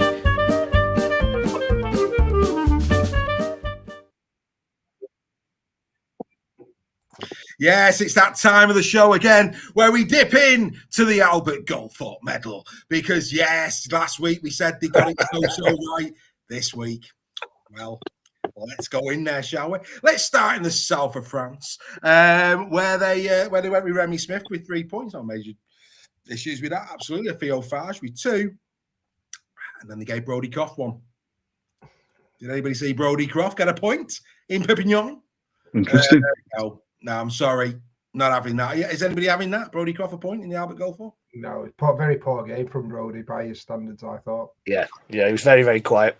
I completely agree with you. An absolute shambolic decision there from him. The Lee Hull FC game, no dramas there. Armstrong, dearie me, let's be fair. It'd be very difficult not to give Armstrong the man of the match, wouldn't it? 2 points for SASA. No dramas there. Spot on. And they gave their 1 point to Lamb, Steph. We had a decent game. Yeah. It did. I think probably I'd have said Tessie New was probably slightly better. Yeah. Tessie New, definitely. Yeah. Yeah, I'd have saw it that way. I'd have saw it that way, I have to say. Well, let's go to Castleford. Rimbu got the 3 points, and deservedly so. They then gave 2 points to Mark Sneed. Callum Watkins. He won the Albert Goldthorpe last year. Oh, Mark Sneed. And Callum Watkins, I think, also got a point in there as well, I think. Yeah, he deserves a point from them. So that's fair enough. Right, where are we going to go next? Let's go to OKR Saints. 3 points for Burgess. 2 points for Wellesby. No issues with that. Thought Wellesby was Saints' best player. And then he gave a point to Gildart. How does Jack Broadbent? Was pushing for man of the match. Yeah, I mean, anybody. Like I say, exceptional caviar at Saints, I'm led to believe, in the press box on Friday. Unfortunately, they couldn't see Jack from behind the crackers. But let me tell you, Jack, the caviar was on crackers. I didn't go. Let me just say that Jack had a phenomenal game, and I really feel for him. Oh no, sorry, hang on a minute. No, no. It wasn't Watkins who got a point at Castleford. It was Sylvester Nemo. Good lads, well done, outstanding stuff. That's a bit fishy. That's very much so. Very much so. Right, are we ready? Here we go. Now, ladies and gentlemen, hold your cups level here, because tea, coffee, beer could be wasted on this one. We're going to the Halliwell Jones Stadium. George Williams gets a point. Now, arguably Warrington's best player, but there was at least 3 better Wakey players than George on the day. So there's your first one, Wakey fans who are watching. Yeah, wow. George Williams got a point. Right, 2 points. 2 points. Go to Max Jowett. No problem with that. No. Yeah, good game. He had a good game. I think he probably was in the top 3. By anybody's standards. I think he probably could have been in the top 3. I think there was a lot of players that could have got points, actually, if I'm being honest. That's Mike McMeekin's got to be top points, hasn't he? You're going Mike McMeekin for 3, Steph. I'm going Mike McMeekin for 3 as well. All day. You watched the game, didn't you? Yeah. I was there. You watched the game. Yeah. Now, I know there's caviar at Saints. I don't think Warrington are that flash. They gave Liam Hood 3. Mike McMeekin didn't get a point in the Albert Goldthorpe. Are you having a Barney or what? Unbelievable. How does Mike McMeekin not get a point? Colossal. Best player on the pitch. Did we give JJ Pitts one? He wasn't even playing. They probably gave one. Hood did have a good game, but yeah, out of the two of them, mate, I gave him 2 points. Hoodie had a good game, but I gave McMeekin 3. Mike 1. Joel McMeekin bullied our pack. Absolutely, on his own. They couldn't deal with him. Ladies and gentlemen, you can pay. You can pay £2.50 and buy paper, or you can support Super League Raw. I'm honestly, boys, and they can get upset with me if they want. That is, whoever that person was reporting on the Warrington game, Mr. Sadler, pull him into your office, have a stern word, because I don't think you've been on caviar, Dave. I think you've been that's a shocker. How Mike McMeekin, poor Mike, he's crying today, crying on the way into work because he wasn't recognised in the Albert Goldthorpe medal table. You've hurt the lads' feelings. Take a long hard look at yourselves. Do you reckon they actually sit in the changing rooms, like when they go into training on a Monday, and take the mick out the ones that are getting it? Oh, they've got to laugh. I mean, that's an absolute joke. Absolute joke. Steve Cartley said he could bully Warrington's patch. You know what, Steve? I pay to watch that. With your springs on your heels, Mr. Cartley, they'd have to catch you first. Hey, I'll have a word with Sam on. Yeah, absolutely. And we'll get you in there, mate. Everybody's in agreement. Absolutely. Anybody who watched that Warrington Wakey game, Mike McMeekin was absolutely colossal. So it's now time to do our team of the week. I wonder who's number 13. Team of the week is sponsored by the Good Estate Agent. With an average turnaround time of 3 weeks, if you want your house sold quickly, then contact Stefan today on 01942 356 577. Quote Super League Raw for 33% off. It's the Super League Raw Team of the Week for round number 4 with the Good Estate Agent for 2025. Here we go again at fullback. Who needs to train? All aboard the David Armstrong steamroller, baby. He's going to roll all over Super League. 2 beautiful tries from the Leopards' burning urn of churning funk. On the wing is Innis Senior. Meters and commitment are sometimes just as important as tries, and Innis was a machine in backfield versus the Red Devils. At 3 is Tessa, the new Leopards hero, who continues to impress this season. Logan Moy could be seen looking up at the floodlights as suddenly a dark shadow approached. No, it was not a block out, it was a knockout try by New. At 4 is Remy Smith, whose brace against the Rhinos got Steve McNamara off and running in Super League. Oh, I'm sure there was a nice Chianti waiting for him in the changing rooms. At 5 is Joe Burgess, who dominated Kyle, who felt a little green after coming up against the ginger winger at the Totally Wicked Stadium. Not as easy as perhaps you thought it was going to be, KF. At 6 is the returning Mikey Lewis, who got the Robins up and running, and they never look back. The man of steel is backing up on 2025, and we absolutely love it. At 7 is Harry Smith, the game manager supreme. If I was going to do an escape room and have Harry by my side, as yet again he marshalled his side to victory. At 8 is Big Herman SASA. Like Moy with New, Armstrong too decided against getting in front of the HGB. Who needs Stobarts to advertise Super League when you have a beast from the Humber like Herman? At 9 is the Newcastle Tigers favourite Judderimbu. He could be in Pappy's twin, couldn't he? As Barry McDermott rightly said, the man is concrete with leg. At 10 is once more Alex Walmsley. I do hope he's done his health and safety training, as I didn't see him bending his knees. And was his feet hip width apart? I really couldn't tell. All I know, he's carrying a heavy weight of pack members on his shoulders. At 11 is Jed Cartwright, who tackled like a man possessed against the Leopards. For us, his best performance since joining the Black and White, and long may this continue. At 12, surprisingly to some, will be Callum Watkins, who despite sitting down for 10 minutes, got off the canvas to deliver one of the passes of the round to Briley to score, backed up with Morgan to get one of his own, whilst defending astutely throughout. A brilliant game from the captain. And at 13 is for me the player of the round, Mike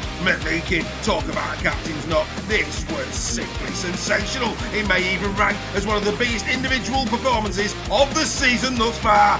What a signing for the Trin. Ladies and gentlemen, this is your team of the week for round number 4.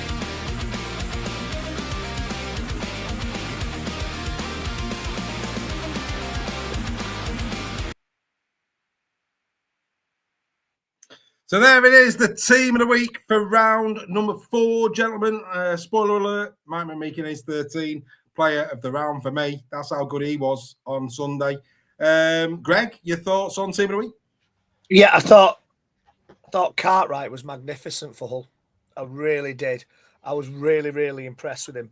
I just thought his running and his defence. I was just he really stood out for me in that game. And deservedly so. Him and McMeekin, I think, were probably the 2 best forwards of the weekend, of the round for me. Yeah, I mean, there's no doubt. I think that was his best performance to date. He was superb. I was really. He reminded me of Sirinen, the way, and that's praise indeed. Not Sirinen Juniors, not Sirinen Junior, Sirinen Senior. I thought, let's hope it's not a flash in the pan for Hull fans, because he was absolutely outstanding. Well, the thing about him, and again, we talked about Norman earlier. He looks a second row. Yeah, he looks mobile. He looks like he's got the tools. And I think where Norman at the moment, I think he's a bit. For me, I think he's a bit bulky, and I don't think he's got the feet. That's just my initial reaction. And when you're replacing a player like Matty Nick, it's a stark difference. So well done to Jed Cartwright. Spot on, Joel. No giants in there. Had they carried on in the second half the way they did the first, I think there'd have been a litter of them in there. But your thoughts on the team, mate? Yeah, no, it's right. It's an 80-minute game. It's not a 40-minute game. So the players that are in there are very well deserved. And anybody who has been watching Super League Raw for a long time, and the OGs, as we call them, that have been there since day one, will know that the team of the week is never picked on teams that have won and players that get named by certain pundits. It's all based off the stats. So as you can see, once again this week, it's picked on even players who were in teams that have lost are in players in teams that isn't back to doing anything good this year are in. You've got 2 Castleford players in there, and rightly so. They're playing an incredible, fantastic rugby league, and I think it's just great that Super League Raw does it the right way and looks at the players, how they've played, and not off the names. Yeah, I mean, look, we go off feel as well, but you're right. The stats also give an indication, and what we don't have, and what I certainly don't have, and this is why I think so many people have followed Super League Raw all the years, and why I've got a panel like I have and a network that I have, is that I am neutral. I call it straight. That is what I do. When you put me in the stand for my team, I'm as biased as they come. But on this show, I am neutral, and I can see in the chat there that, Phil, who was it that said about Staunton? Somebody said, I can't believe he didn't put it was Steve Gascoigne.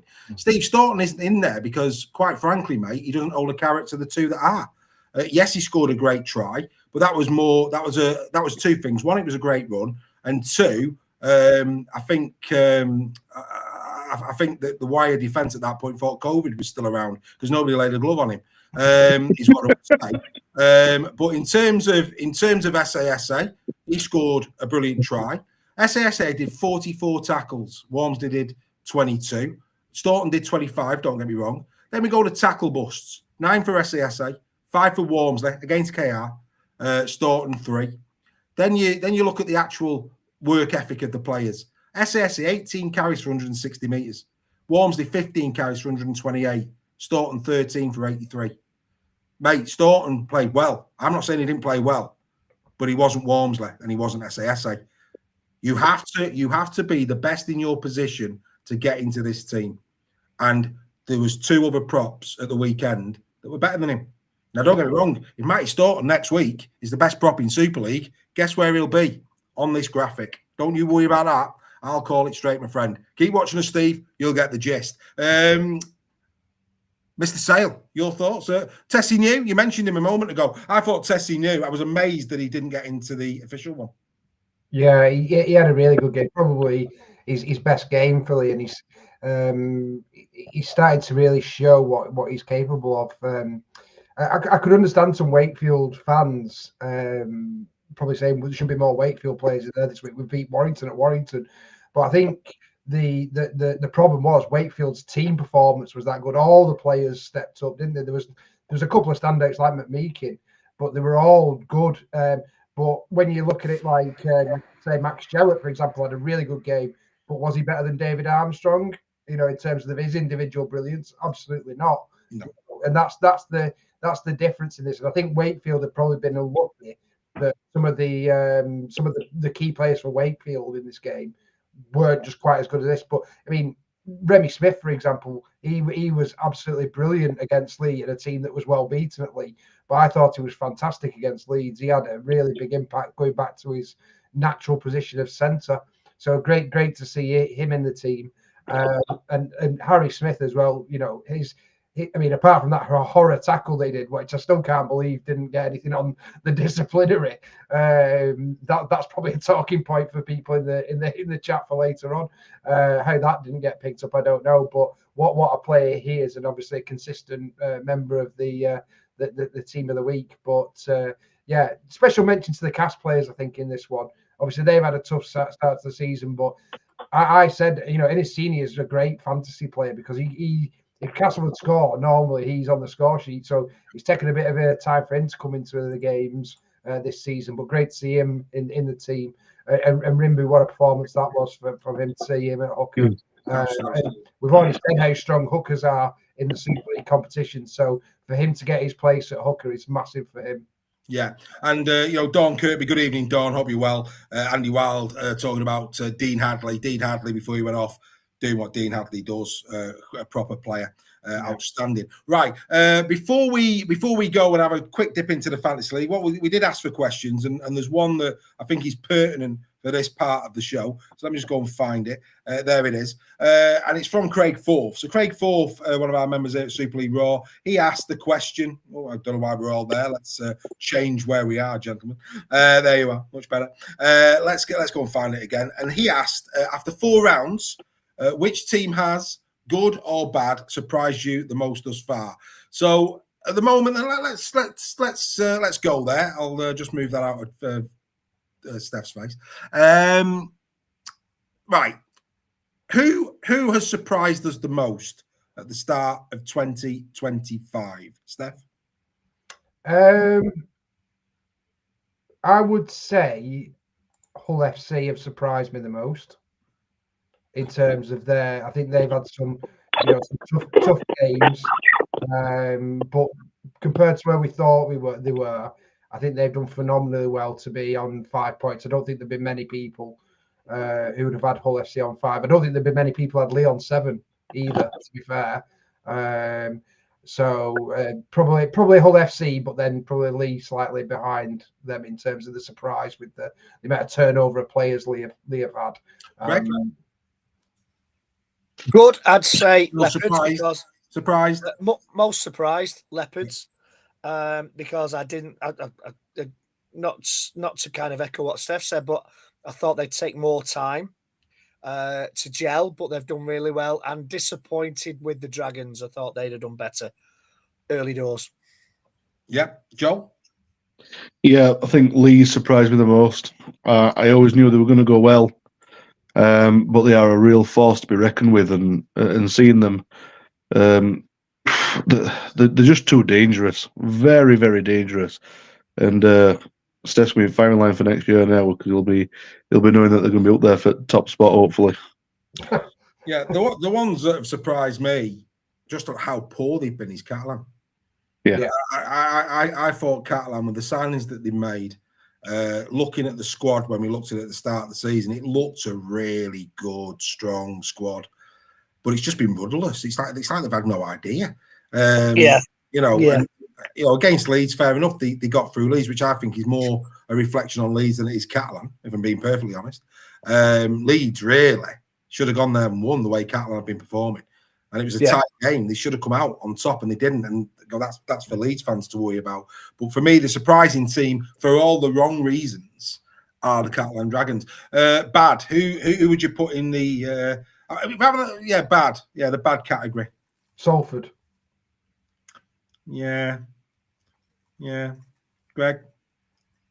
Well, I've already said Catalan for the reasons you've said. I think Carey looks like he hasn't settled yet, and he's probably frustrated with the standard around him. Yeah. But Red Devils bad, not because of the position or because of the rugby, but because of the whole thing around what's happened with the club, the whole administration, the whole buyout, the whole way it's kind of brought the game down a little bit. I'd go for Salford. Yeah, Joel? I'm between Catalan and Salford. I'm very, very, very surprised with Catalan, but how dreadful it's been. I don't know exactly what's going on there, but there's something a bit fishy.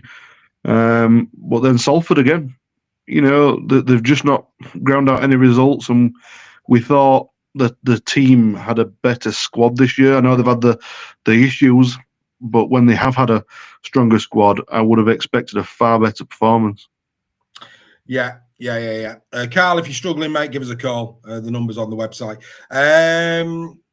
Bad's got to be Warrington. Got to be. Has to be.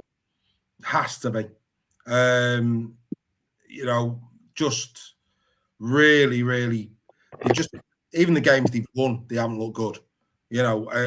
For me, this is a really, really interesting couple of weeks that we've got on the horizon. We're going to learn so much about Burgess. We're going to learn so much about players because, it's only round 4. But, I mean, imagine if Widnes could beat them again, because they beat them in pre-season. Imagine the fallout from the weekend if Widnes was to beat Warrington. And when you look at the injuries that Warrington have got, especially to the back line, some of their best, most potent players that are not going to be there, this is going to be a right battle on Saturday. If you like rough and tough rugby league, if you like your underdog, tell you what, could be a hell of a game to go to at 5:30 on Saturday. Me and Reggie will be there. Yeah, and I think going back to that, Dave, I think the Las Vegas effect has had a bigger impact on Warrington than it has on Wigan. I think that has maybe had a bigger influence on the Warrington performances than they would care to admit. It's not just that. I mean, Wigan are a champion team who win things. So actually, you know, they were already well prepped for some of that occasion, and they just were. This is going to be a fascinating 4 or 5 weeks now at Warrington. Strap yourself in, folks. It's going to be a hell of a ride. Good, Steph. Who are you going in the good category? All right, it's got to be KR. I don't think they've been outstanding in their early games, but that last win against St. Helens just showed their potential for this season. And they've been in some really games they could have lost, like the game at Wakefield, but managed to come out on the right side of it. And that's the sign of a quality team, that even when you're under the pump, that you still get the 2 points. And then to go to Saints and do what they did against St. Helens, that first 30 minutes was one of the most dominant performances I've seen this season. So yeah, for me, the good's got to be KR. Yeah, absolutely. A bit of grief going in the chat in terms of the Wigan and Huddersfield report on the website hasn't hit. Give us a break, guys. Give us a break. We'll be there in the morning. In the shed, he's already online. Yeah, that's all I'm saying. Just give me a break. Yeah. Reggie, good. I'm going to go across town, and I'm going to say Hull FC, because they've surprised me. They've you know, there's been we've taken the mickey out of them. You know, it's the old man's club with all the signings they made. For the start they've made, I think they've done a lot better than I expected early doors this season. So I'm going to go Hull FC. Mm-hmm. Joe? Yeah, I'm struggling with this one because I've got a few teams in mind. I was thinking of Hull FC because they've done really well. You know, done far better than certainly what I thought. You know, and I'm happy to put my hands up to that. But on the same vein, very controversial, but you'll understand why I'm saying it. I'd say our boys Huddersfield. We've not won a single game, but effort's been there, and we've played pretty well under the circumstances, not having a full squad. Someone's going to mention us. Yeah, I'll tell you what, you're a brave man. Get ready. The chat's about to light up. There's nothing that anyone can say that'll hurt me. Joel, if I've been getting pelters all night, you better get eating out. I don't care. Bring it on. I think for me, mate, you've been unlucky. You've been in the fight for 4 games. You have. It's a shame because the points don't show the improvement that the squad have actually made. It is a better Huddersfield, but the points don't show it, which is just a bit of a travesty. Massive game, round 5, Salford. Massive. Huge. Oh, Huge. Mate, you've got to win that. You've got to win that. That's an absolute massive game. It is there. So mine, I'll tell you what, I mean, like, you know, it's not Trinity because we expected Trinity to do well. We said in pre-season, we expected Trinity to do well. They're exactly where we thought they'd be. We actually said this is where we thought they'd be, and they have been. So it can't be Trinity. For me, it has to be FC, really. FC have been a breath of fresh air in comparison to last year. You know, so well done to FC. You know, we had a lot of, definitely most improved. Yeah, we pulled the leg a lot last year, but we call it straight. And you know what? You've got to admire what Cartwright's done there. He's got a really, really good team. Really good team. So yeah, good coach as well. He's made a great start. You know, in terms of the newer coaches, I think he's probably been the most impressive. Yeah, he certainly turned that club around, or it appears to have turned that club around. So many congratulations to him. Right, let's have a little bit of a break because it's now time to dip into the fantasy league, and that means passing over to this one. This is Joel Scholes with your fantasy league update. Let's see who the movers and shakers are for this week.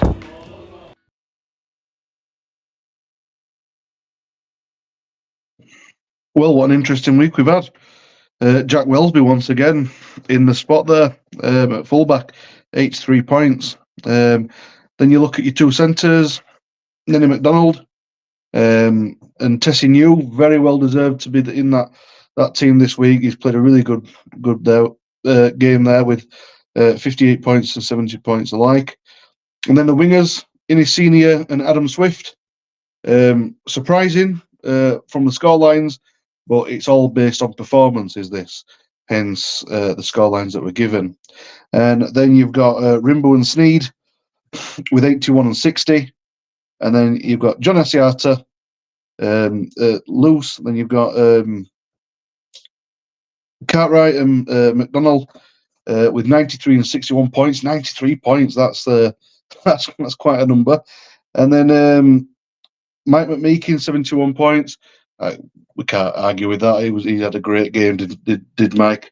And then Herman Esse with 100 points. All I can say is if you've had him as your captain this week, you've done really, really well. That would give you 200 points, so well done there if you've got him as your captain. And then we've got Borough with 75 points. So that's the highest points for this week. And then when we look at our league standing tables of the top 10, we're looking at the top 3 right now. Once again, those who are in the top 3, both Trish Scott, Stuart Scaife and David Moore are not members. So unfortunately, guys, the ticket, the replica shirt and the merchandise cannot go to you because you're not members.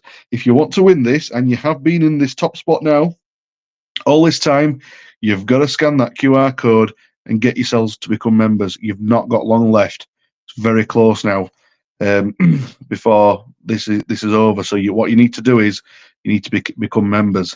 So we're going to have a look now at our top 10 who we've got in the league. So I've got it here. So we've got Trish Scott, as we know, at the top. Then we've got Stuart Scaife in second, David Moore in third.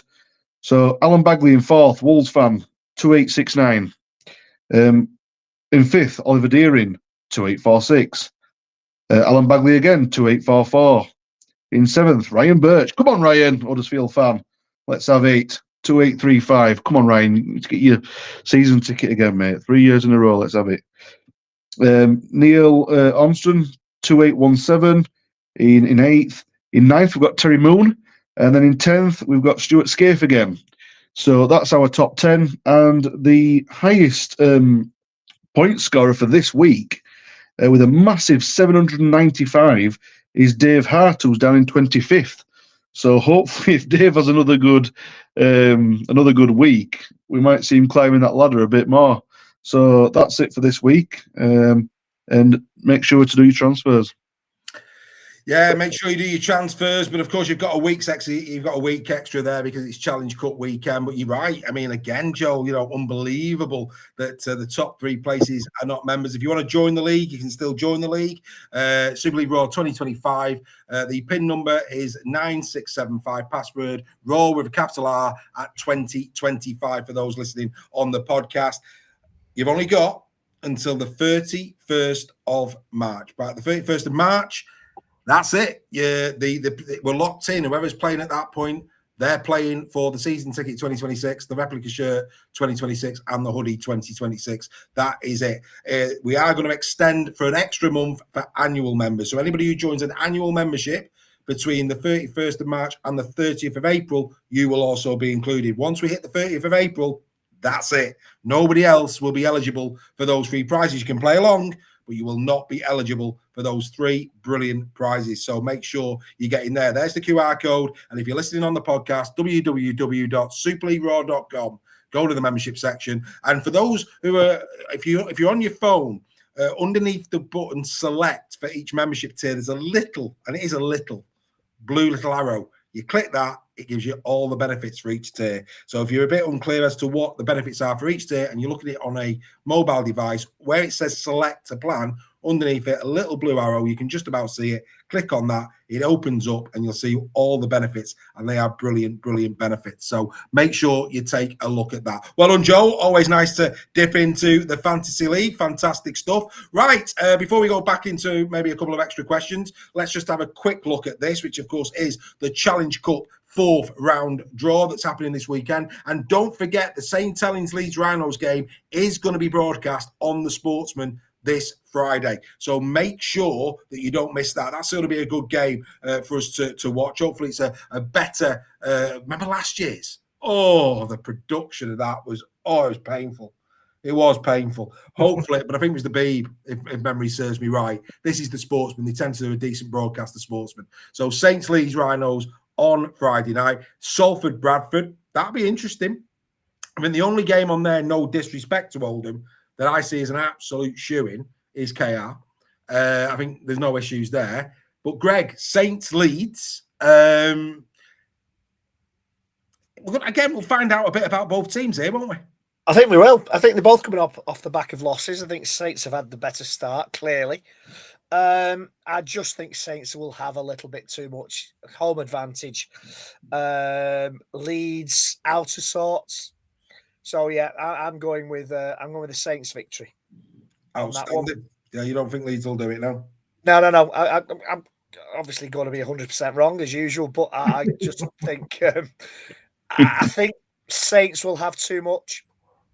They've got home advantage as well, isn't it? Which goes a long way. Steph, your view on this one? I think it's going to be a really good game. I think this is Leeds' best chance probably of any silverware this season, given what we've seen so far for them. They'll definitely be targeting this one, and they'll be probably a bit emboldened by that KR performance against Saints as well. So it could turn out to be a real cracker. This very, very interesting. I can see it being a very close game, potentially a drop goal winner maybe in this one. Well, let's hope so. That'd be good, entertaining for us. What's your view, Joel? Saints Leeds? Yeah, it's going to be a really good game. This it's going to be the one for the neutral. I certainly wouldn't want to be a fan of either teams right now because they've had up and down seasons. I think it's going to be great that it's on Sportsman. They're going to, like you say, put a good broadcast in. Very interesting, though, to see how Leeds fare. Both Leeds and Saints have won these things before. So could one of them make it to the final? Possibly. But it's going to be a great game. Yeah. Salford, I mean, for me, I'm going to go Saints on that. I think Saints will win it. Salford, Bradford. Tell you what, Bradford will fancy this, won't they, Greg? Certainly will. They've been playing really, really well, Bradford. Bad result the weekend for him, though, wasn't it? It was, but up until that point, they've been doing all right. Yeah. They seem to have got their act together. They seem to be making a good fist of it. They seem to want to get back to that Super League status. Salford, we're not going to drag up what's happened with them. It's well documented. I think Bradford Bulls have got a chance. I really, really do. But I think Salford might just sneak this one. Salford have to win it, don't they, Steph? Yeah, they do. And I think they'll just sneak it. Sorry, that was a question to Steph. I apologise. No dramas. Salford have to win this, don't they, Steph? Yeah, they do. And I think the big difference here is it's not Odsal. I think if it was Odsal, Bradford would have fancied the chances. I think on a basically what I class as a Super League surface at the Salford Community Stadium, I think will be a big factor in this. And I think the Salford lads will just have a bit too much for them in fitness-wise. Probably be quite even first half. I can see Bradford coming out, giving everything, but I just think Salford will be too strong for them, particularly in the fitness element and on probably a dry track as well, because I think the forecast is pretty decent for the rest of the week. So I think that'll just play to Salford's hands and just be that one step too far. But obviously Bradford have done phenomenally well to get to this, beating Castleford at their place. But again, the conditions was a big factor in that game, I thought. What are your thoughts, Joel? You've seen Bradford up close this season. Could they go to Salford and spring a surprise? Yeah, I've got to be honest. I don't know if it will be that much of a surprise. And I hate to say it, and my mate Matt Timms, I'm sorry, bud, but Bradford have looked very, very good this season. And what I've seen I've seen a few games from Bradford this season. Their pack is going to have something to say in this. Yeah, Steffi's right. The fitness of the Salford players should hold out. I'm just not sure whether, with everything that's going on at Salford, are they going to play a full squad? We don't know. But Bradford are going to be really up for this, and they're going to want to take a scalp. It's going to be interesting. It's going to be interesting. I think Salford will come through it, but Bradford will. I think they'll have to work for it, and I think there'll be maybe 60 minutes. It could be in the melting pot, but I think that Salford will come through. KR batter Oldham. We move on. Right, we come on to this one. Widnes Warrington. Great game. It's going to be a R5 kickoff. For me, I bet the TV channels now are gutted they didn't pick this one up. It could be a belter, this. I'll come to you last, Reg. Could Widnes do it, Steph? I think what we've just talked about the pitch at Salford. The pitch at Widnes is a fully artificial pitch, isn't it? Right, yeah. So obviously that's a big factor. I remember when they used to go there in the Championship, the Widnes used it to their advantage, and a lot of players didn't like playing on that pitch. With the players that Warrington have got out and that performance we saw against Wakefield, Widnes have obviously had a really good start to the Championship. Although I think did they lose last week as well? I think Widnes, they did. They fell last week as well. Yeah. Yeah. So it obviously the big factor in this one is the derby factor, isn't it? And I'm sure the Widnes public, it's a big game for Widnes. This to get Warrington, your nearest and dearest. It's a bit like Lee getting Wigan when Lee were in the Championship kind of mentality, isn't it? So I'm sure there'll be a great crowd on, and Warrington will need to be a lot better than they were at the weekend. Otherwise, there could be a potential shock on here. I don't see it myself. I think Warrington will just have too much for them, but a few different factors and throw the crowd in, and maybe being the derby that it is, a silly card or something like that. Then who knows? It's the cup, isn't it, at the end of the day. It is. Joel, do you think Wire will prevail? I do, but Widnes, it's going to be electric atmosphere. I think the crowd's going to be good. Widnes have always had a good following, whether they've been in Super League or not. I think the pitch is going to play a massive part of it. Some of these players that play for Warrington may have never ever played on a pitch like that in a game setting. And as we know, when you get cuts from artificial grass on you, it hurts a lot more than what a cut would come from like a boot or the grass that you get from a burn there. So it isn't nice. So are they going to hold back a little bit? I don't know. Warrington should win this, but because it being at such a derby, as Steph said, it's going to be a cracking game, and Widnes are going to be up for it. They will be up for it. Warrington are on for 2,000 travelling over to Widnes on Saturday, which is great. So that's good. That's where we are now. That's before people go and pay on the door and etc. So we're expecting 2,000 tickets sold. Greg, good following that from the Wire this far out thus far. Your thoughts, mate? Do you think Wire prevail? It certainly is a great turnout, and do you know what? I really, really hope that the Widnes fans come out and it's a full stadium. That's what I really want to see. I want to see that stadium bouncing and rocking. So, come on, Widnes fans, buy a ticket and get to the game. And I think this is going to be a close one. Widnes's pack, from what we saw from the friendly, is a big pack. Our pack hasn't been performing. We've lost a few players from it. I think Yates is out. If I'm not wrong, he's gone, mate. His ankle, he's going to be out. He's a massive blow defensively. I think Duffy and Ashton are 50-50. Duffy's 50-50. Ashton won't play. King won't play. Fitzgibbon won't play. Right. Well, there you go. And Lindott won't play. Lindott won't play. So this, for me, and I hate to say this, is the shock of the round. Oh, there he goes. Let me finish. And Warrington will just scrape through. Hey.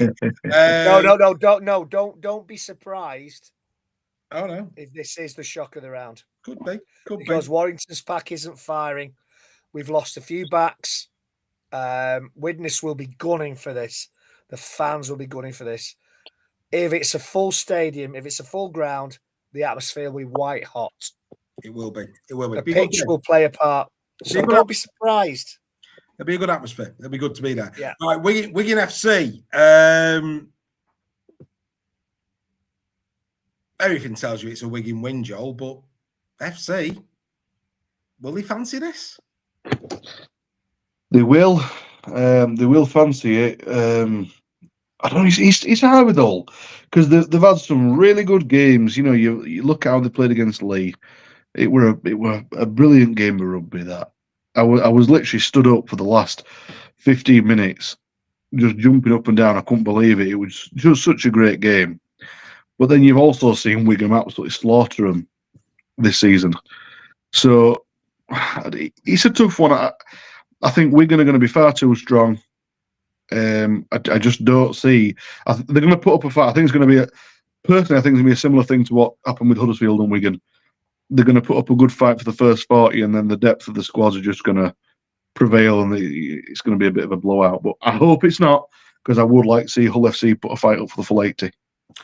Yeah. I mean, I think what Huddersfield showed, Greg, was that, you know, and I think this is the problem that many teams will have. You've got to play for 80 minutes against Wigan. You know, Huddersfield showed that. Brilliant. I mean, Huddersfield were outstanding and deserved that 18-10 lead at halftime at the weekend. But then Wigan over 80 minutes. It's like watching a 100-meter sprinter take on a 800-meter runner. Isn't it? Yeah. They'll get off to it. You know, the 100-meter will batter him for the first 200 meters, but once they hit 300 meters, that's where the 800 man comes and just coasts to victory. And that's Wigan, isn't it? That's what they do the best, mate. They you know, you could have a fantastic 60 minutes against Wigan and still end up losing. They're just so professional, they're so drilled, they're so used to the big occasion, they're so well coached. They're a unit. I can't see Hull winning this. I think Hull will. I don't think they'll be embarrassed. I don't think Hull will be embarrassed because I think they're a different prospect this season. I'm looking forward to see how Cartwright stands up to the likes of Nsemba and Farrell if he's playing. But yeah, Wigan are just too much of a drilled unit to let Hull win this. Fair play. And Steph? Yeah, I'm pretty much the same. I think obviously we've had a recent game between these two, haven't we? We saw what Wigan did to him at the MKM. I think it's a mismatch in terms of the way the two teams play. The all the plus sides of Wigan kind of negate any good sides of Hull FC for me. I think because it's a cup game, I think it might be interesting. Over the course of 80 minutes, though, I'm expecting Wigan to do a job on Hull FC. I think Hull FC aren't at this level yet, and especially with Wigan being at home, I think it could. I hope it's closer than what I think it is, but I think it'll be an 18 plus to Wigan. I'm going Wigan. We're not going Catalan Ferriston. Catalan will win that. We haven't got the time. Catalan win that. Right. Lee beat Batley. We're not going there. That's a given. That ain't going to be a surprise. Lee will win that game. So we've got Dave Manning won't be playing. He got an 8-game ban. Yeah, saw that. The punch and brawl at against Bradford, wasn't it? So he won't be playing. Thank God. He provided. Let's be fair. He provided a bit of entertainment. It's probably worth the 8 matches for the entertainment. Good effort. But in terms of the Huddersfield Trinity game, got to be quick, boys. We've literally got a couple of minutes. Greg, will start with you. Huddersfield, Wakey. Favourite, got to be Wakey. Got to be. Wakey play like they did on Sunday against Warrington. They'll win it. I'm sorry, Joel. Well, they'll win it. Yeah. Steph, you see it any other way? Well, I think this could be the game of the game of the round. I think this could be really, really close. We've said about Huddersfield in terms of the injuries they've got. We can look at Wakefield how well they played against Warrington. But Huddersfield have been, for 40 minutes, in most games, they've been the better side. And that's against top quality opposition. So I think this could be a real close game. And a bit like I was saying with Leeds, I think this is probably Huddersfield's best chance of any silverware in the Challenge Cup this year. So Luke will definitely have the players up for it, and that will make it. I think my gut tells me Wakefield will have too much for Huddersfield based on Huddersfield's injuries. But I do think it could be a really close game, this, and it's a shame this one's probably not on telly for me. I think Yorkshire Derby, I think it could be a real cracker of a game, this one. Yeah, I agree. I think I'm with you. I think it will be a great game. Joel, can you boys do it? If they will, I think we're a week or two off yet getting a win, I think, with just the troops. But if Huddersfield are going to do anything, they're going to have to win it down the middle. That's currently where our strongest portion lies with us at the moment. Until we've got troops back, we're going to have to go down the middle. We have to try and bully them as best we can because we have got a bigger pack than Wakey. But are they as good? They don't have to be as big, do they? But they have to be as good. They have to be better. So yeah, it's possible, but I don't see it. I see a Wakefield win. They've been far too strong. I think it'll be an intriguing game. Could go either way. On form, you go Wakefield Trinity. It's going to be a good game. I think it's going to be a good game. Would I say this is possibly thus far the team? Well, it is. In terms of the teams that you played thus far this season, this is your best chance of a win thus far. We've got to remember who you played. Wakey's had difficult games as well. But, you all four of your first games have been top 6 teams from last year. So, I mean, that said, I think Wakey, apart from Leeds, because he played Leeds as well, didn't he? Won that. And they were top 6. So, like I said, but in terms of from your perspective, this is the first time this is the opportunity for Huddersfield. But I think Wakey at the moment are just playing too well. And it could be a painful afternoon for you. Right, really quick, we've got 1 minute. So we were asked this, it's going to have to be really, really quick. Yes and no. Would Super League benefit from importing Australian refs? Yes or no, Greg? Yes. Steph? Yes. Joel? No. No, okay. Joel, put in the chat on Facebook why you say no. I would say possibly yes. Certainly the bunker. I think the bunker's the one for me. That's what I'd like to see happen, for them to come over and do the bunker. There was another one in there as well. Just trying to find it quick. Just looking at the time. It's a no-brainer from Dawn Kirby. Would we like Rossi to commentate in Britain? Oh, absolutely. All day long. All day long. And then finally, where would you like to see the grand final take place when Old Trafford is being rebuilt? Greg? The new Old Trafford. No, once it's been...